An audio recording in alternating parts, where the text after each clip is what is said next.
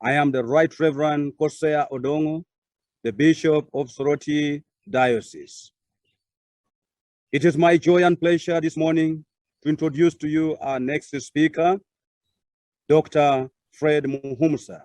Dr. Fred Muhumuza is a senior economist and is engaged in development policy research, analysis, and formulation and review of economic policies. He has worked with the Ministry of Finance, Planning and Economic Development, and also provides technical advice to the private sector, civil society, and development partners. He has also lectured at the Makerere University, Shambogo University, and African Bible University.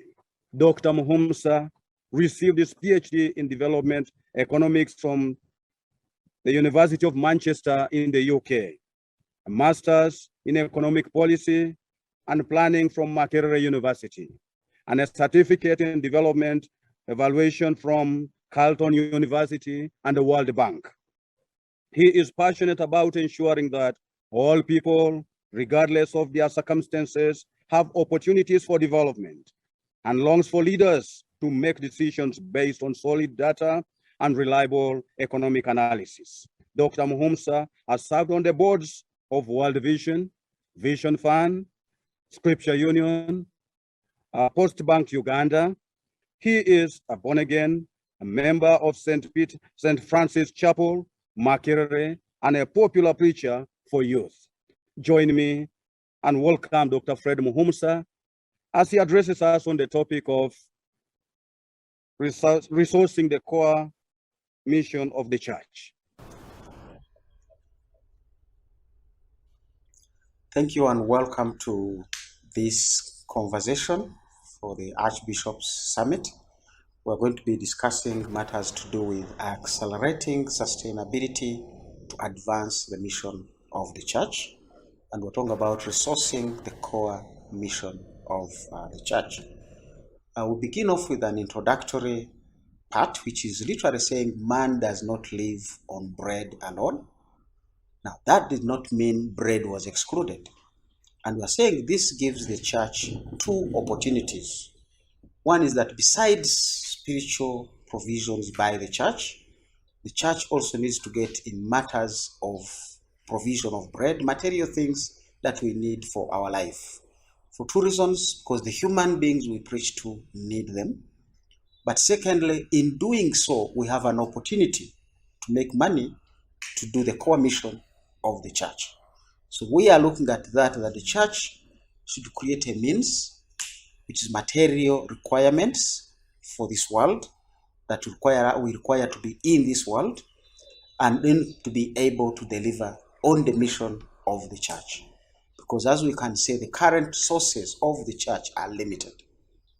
But this is not to say we need new sources, but maybe we need to accelerate the same sources. And as we know, it's usually collections of offertory. Some people may provide tithe, sometimes specific services like weddings. Church has also made some investments, some projects that it runs. We may want to increase their number, more projects, but also their size. Can we have all our smaller health facilities scaled up so that we can do more services to the people for their benefit, but also those more services possibly come with an opportunity to make more money for the church to do its core mission of meeting both the spiritual and physical needs of the people. So each of these come up as solutions that we need to diversify the church's sources of income. We need to grow, literally to increase the cake. Before you talk about the pie, the small portion that comes to you, we collect offertory. Now, we may not change from that, but can we empower as a church, the congregation, to make more money? And when they do so, then they will bring more tithe, they will bring more collections, and then we'll invest more into these people. Those are also options out there. But also, how can we increase our networks as a church? I know we have relationships with the Church of England, the Church of the US, different churches. What other relations do we have as a church in the country? Do we have conversations with the private sector? aimed at do not come just to church on Sunday, but also what can we do together as a church of Christ between Monday and Friday. Some of us are lawyers. How can we save the church the cost of hiring for legal services? Some of us are doctors. How can we help the church community members to say, we're going to put a camp here. We are professionals as doctors. We're going to be speaking to the congregation so that you can keep your health better. Now, if you keep your health better, you're not going to spend on medical treatment. Who knows? That 1 million you have just saved, that 10,000 you have just saved, a portion of it will now be available to come to the church. So we need to be thinking on partnerships.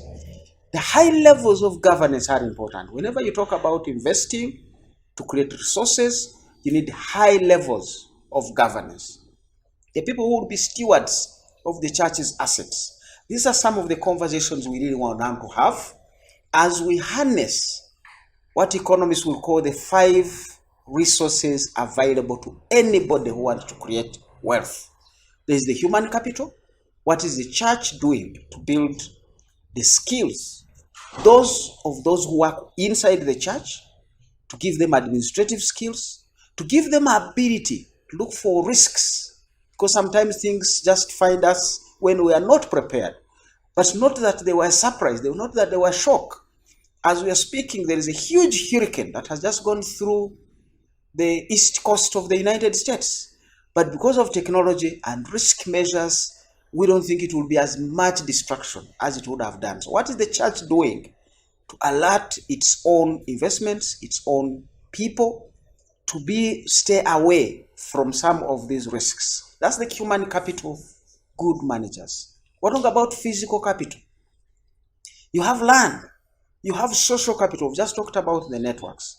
We're talking about financial capital, the resources of the church. Where are we keeping them? How are we spending them? Are we putting away something to allow it to grow?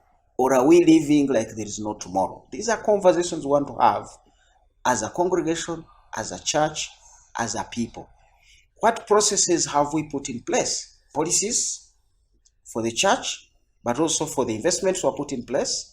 How are we responding to the laws? But also, what laws have we put for ourselves to manage our own way of doing things as a church, as a people? And when I say church, I'm just not referring to the priests and establishments where we all go on Sundays. We are all the church, wherever we are.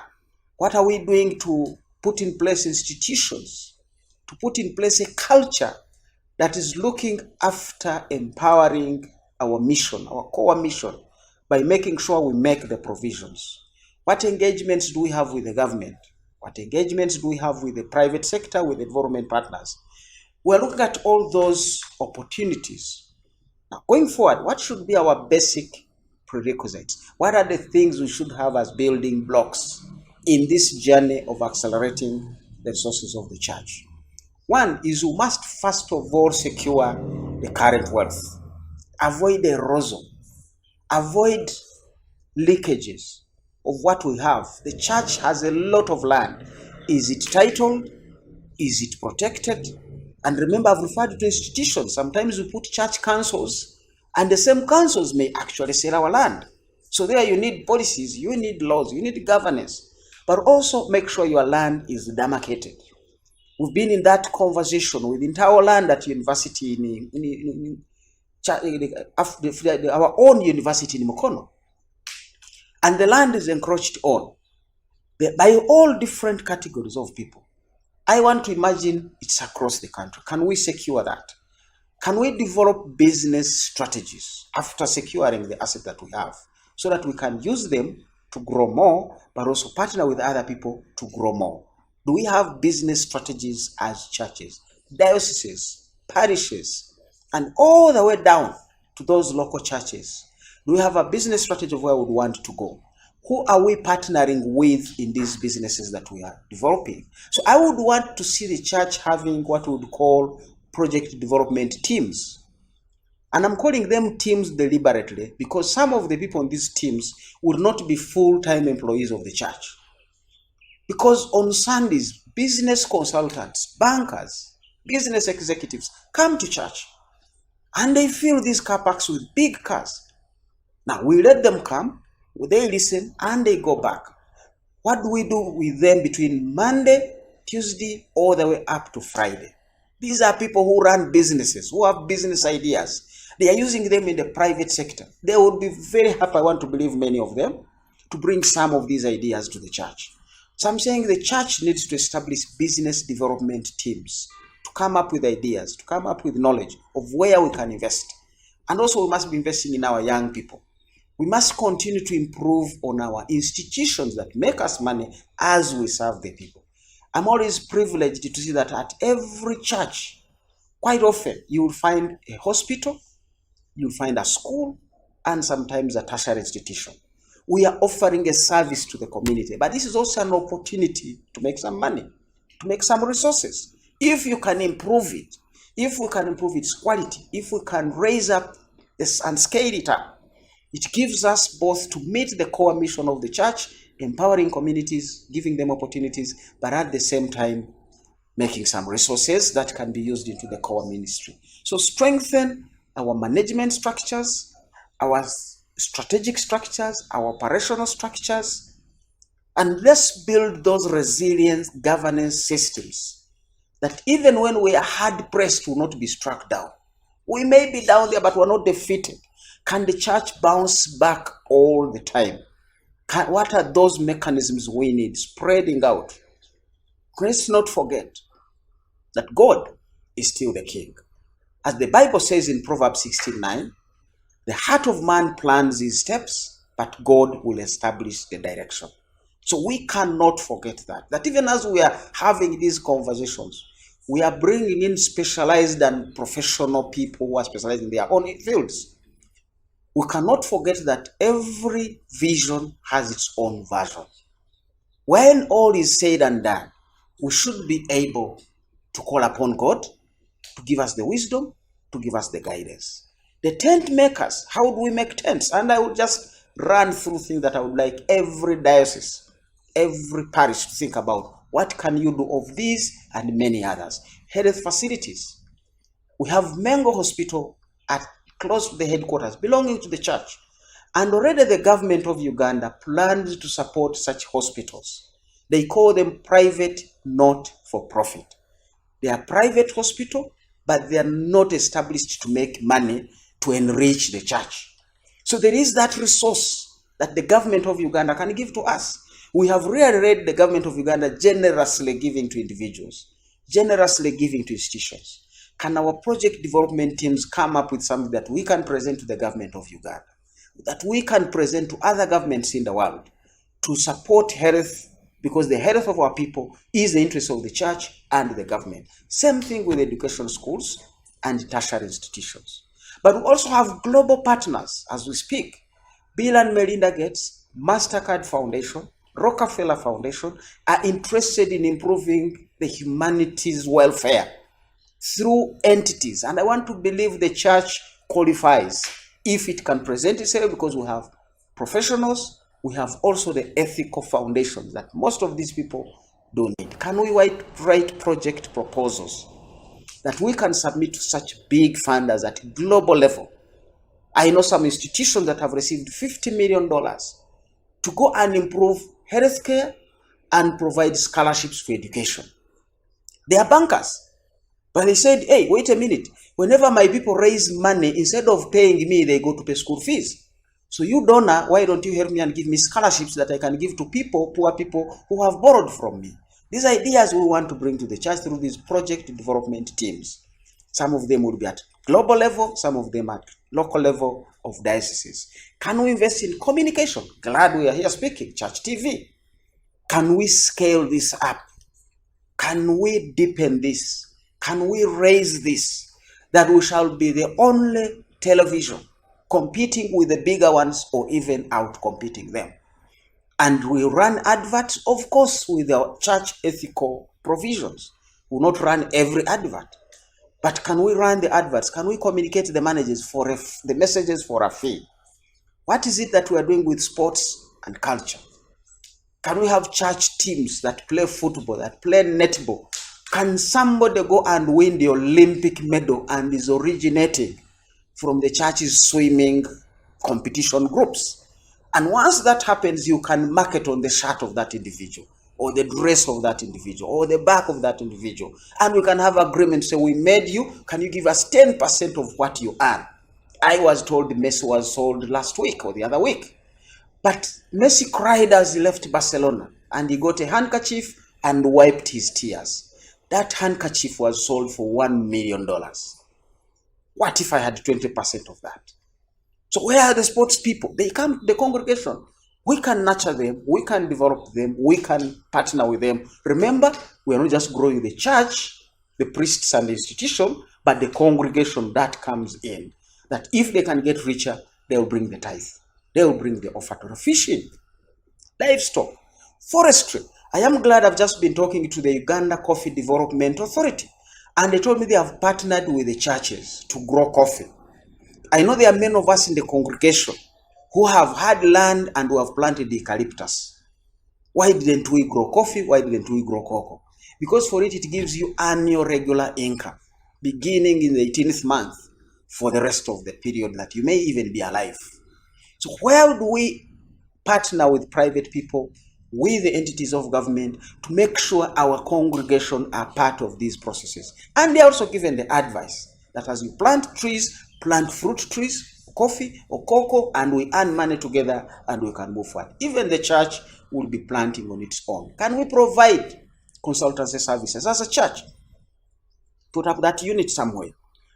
Purchase shares in big institutions. We may not own a bank, but I can actually own a bank. If I can find money and buy 5% of Stanbic Bank shares, 5% of Stanchart, 5% of whichever bank, I don't know which one you may want to bring on the table. Every time they make a profit of 100 billion, we remember 5%, 5 billion is for me. Can we raise up and say we can actually begin? Equity Bank is our partner bank. What is the partnership like? Only to borrow or also to invest?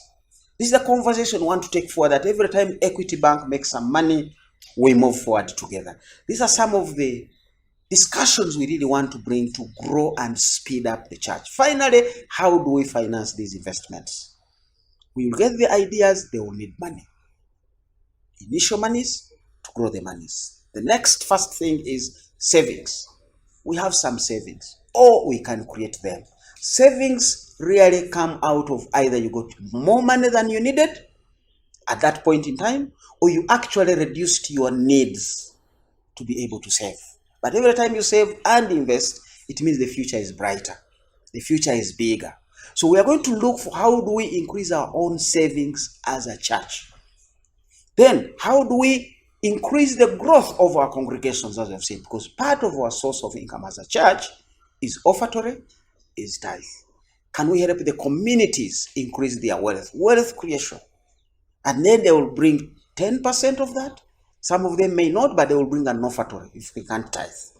Partnerships with government, with the private sector, with development partners. Our partnerships with Equity Bank, our partnerships with this coffee development organization, the authority that we've just talked about. Who else is out there for us to partner with? Government is providing free inputs. Are we part of that? Government is having land, and we also are having land. Are we part of that? So can we have these partnerships? And some of them can be at strategic level of research and development. Partnership with universities. I always wonder, I say, what if the COVID vaccine was discovered by Uganda, possibly from our own Mengo hospital, jointly with our research? Because each of these cheapest vaccines, very effective, not about cost, would be $5 to $7. And they are immunizing. The other day, India broke the record. Immunized 10 million people in one day. What if $2 of the 10 million people was coming to the Church of Uganda? That would really be good. So we want to be looking forward to say, the next disease that comes to us, we will not run to hide, we'll make money out of that disease as we chase it away. But that means we must start thinking now. Sales revenue, as you're selling, you earn money. That's a source of investing in your business. So the project development teams must look for investments that can actually generate some good sales. Not just an investment because you are passionate about it, but the market is not there. Or you just like it must have a market and we are able to make some money out of that. Let's avoid emotions. We are not of this world, but we are in this world. And it's a cruel world. Thank God he says, I defeated it. So we can't defeat whatever the world is going to throw at us. But let's first remember, no emotions. This is a cruel world, business competition. People want to drive you out of the business, but by the grace and by the favor of God, we will be there. We can take credit professionally and ethically. These are sources of investments. Finally, we must not forget the grace of our Lord Jesus Christ and the wisdom from God must not be left aside. When we have looked for all sources of money to invest, pray to God. Remember, Jesus paid his taxes from a coin from the mouth of a fish. When we have thought of everything, God will open up more opportunities to find money and to invest. What are we saying? We are a church. And even when we set up our businesses, we must do so as a church. Let's not forget our core business, for which we want to raise material and other resources, is evangelism and the gospel of Christ. Thank you very much for listening to me. We just want to say, wow, wow, wow. Thank you so much, Dr. Muhumuza, for that great presentation that tickles us and gets our minds flowing and thinking about how we can begin planning and strategizing to seriously resource the core mission of the church. So far, we have received 2 questions, and I can invite you please to unmute yourself, and we will go through the questions, and we have until about midday for you to answer. So the first question is, what would be an appropriate framework for the church to optimize engagement with the professionals? For those that are available, what would be the best way to engage them meaningfully? Thank you, Reverend Allison, and everybody who is part of this. And it's been an honor to be part of this summit and the interest on how do we take these ideas to the next level. Speaking of a framework of engaging the professionals, the first thing would be to identify the different groups of professionals. We've talked about our hospitals. I know very well we have so many medical practitioners. Some may have retired out of regular active service, but certainly their knowledge is still with them. Quite often they provide camps, but the beginning point, you want to invite them, possibly Archbishop breakfast meeting for the doctors or medical fraternity, the architects, the legal minds, the different categories of people coming in into certain segments. Could be the bishops, dinner or breakfast or Zoom meeting like we are having now, because we don't have to wait for COVID to go away, but also want to tap the broader networks of these individuals, have a conversation with them with what do they feel, how can they professionally make a contribution to the church. They will give us their own views. Friends of mine run a hospital in Mbarara, and the donor who gave them the resources to start up this hospital told them, you're working in a Mbarara referral hospital, can you talk to your fellow doctors? To each one give you at least 2 or 3 hours a week, which is free, because we are putting up this hospital for the poor people. And each one of them made a schedule when they can offer their 2 or 3 hours.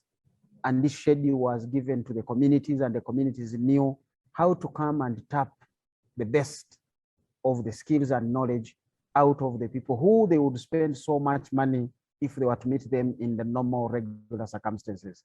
So the best thing is to have a conversation with the professionals, and I'm sure they'll raise and give us the ideas on how best they can support the church. I'm imagining consultants and many other people we cannot afford to hire in Mengo Hospital, or even in these other hospitals at the dioceses.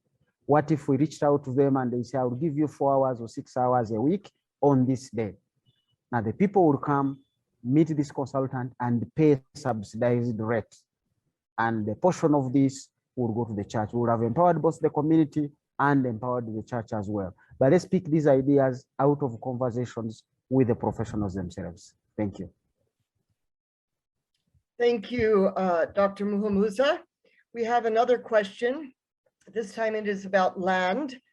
And the question says, the church has much unutilized land. How best can that land be put to use with the limited church money? Interesting that we are at this point in time when we have actually been having conversations with the private sector. We have seen so many of the private sector entities in the last decades who would come with an investment to invest 5 billion, but you're going to spend 2 billion buying land, and then you're only left with 3. Or you have been waiting until you make it investment. Now we have had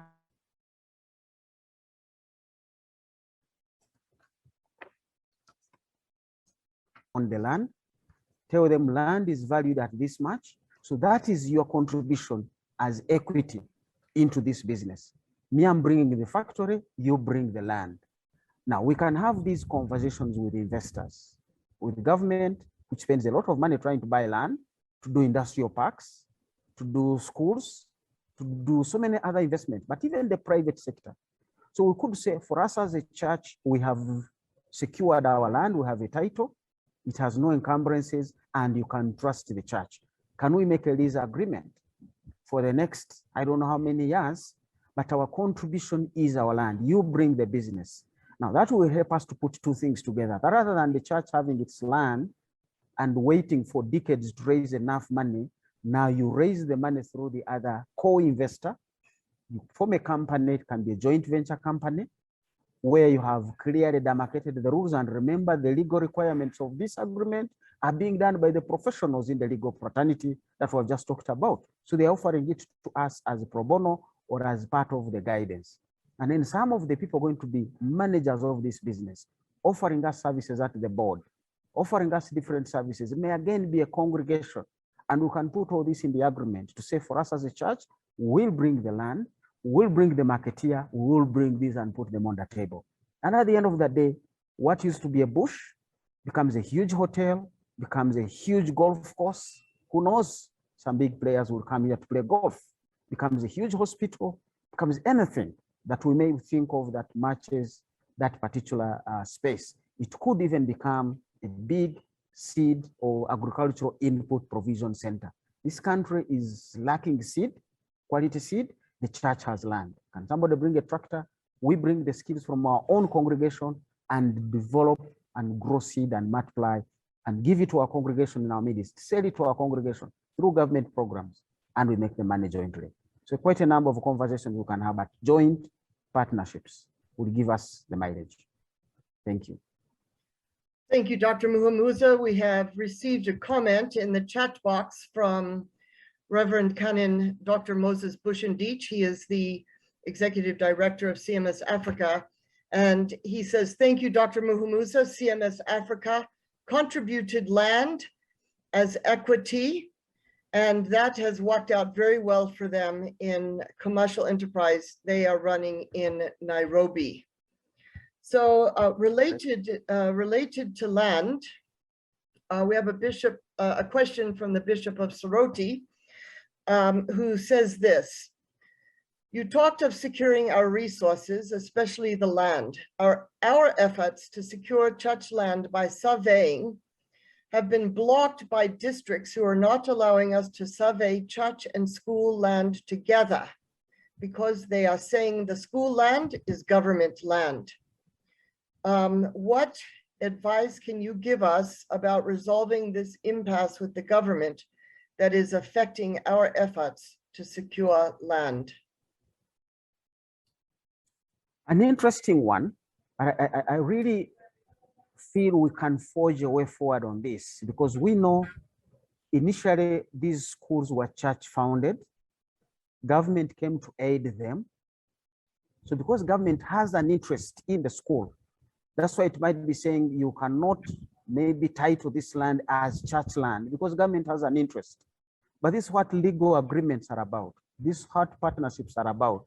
How do we protect each other's interest? I don't believe there is any church which wants to title the land and throw away the school, because in the first place, the church established the school. But how do you assure government that even 50 years to come, 80 years to come, the school will still be there because the church is interested and the school is interested in that community? Now, this is where both parties can come. And I want to believe the government officials holding that position come to church on Sunday. And that's why we said, what conversations are we having with these government officials between Monday and Friday? This is a discussion we can have and say, Mr. Government, what is your interest? What are your fears? Mr. Church, what are my interests? What are the benefits? And at the end of the day, we'll come up with a decision that will be beneficial to everybody, because I want to believe we both, the church and government, are interested in the community welfare. But we cannot just leave the land out there untitled, because eventually, who knows, there might be another third party who may take interest, because government itself has been losing its own land. So the church might actually lose the land, which the government thinks it has. Somebody may take advantage of some either weakness or something within the government, and before you know it, what even the government thought it had, it has lost it. We have seen schools get demolished. So the church also needs to put its interest together to say, by the way, Mr. Government, I even can't trust you to keep this land, but together we have an interest. So that is the conversation we can have with the government officials. We have the legal minds in here. The politicians come to church. So everybody who is holding an answer in this equation is already related to the church. Let that conversation begin, let it continue, and I will be happy to pick it up. We've seen government help the church help government. I think that conversation can be resolved. Thank you. Thank you very much, Dr. Muhumuza. The issue of land, of course, is a very big one for the Church of Uganda. And we don't have time today to resolve all of those issues, but we want to encourage dioceses to continue to reach out to professionals who are trustworthy, who have the interest of the church at heart, and to utilize them in our efforts to secure our land. Because securing our land is one of the first and primary things that we can do to begin to accelerate our sustainability and resource the core mission of the church. I'm sorry, we're going to have to cut short the question and answer time now. I want to assure everyone that we do have a copy of his presentation. We know that the screen was a bit blurred. That is because of the global internet issues we're having. And we will make his presentation available. We'll send it to every diocesan secretary. So if you want a copy of his presentation, please reach out to your diocesan secretary and you'll be able to get it from him. At this point, if you're like me, you are ready to welcome a 10-minute health break. So we're going to take a health break for 10 minutes. Right now, you can stand up and stretch. We have a song of blessing to play on the screen, and I'd like to invite the Palace team to turn on that prayer of blessing. MCs, we will reconvene in exactly 10 minutes.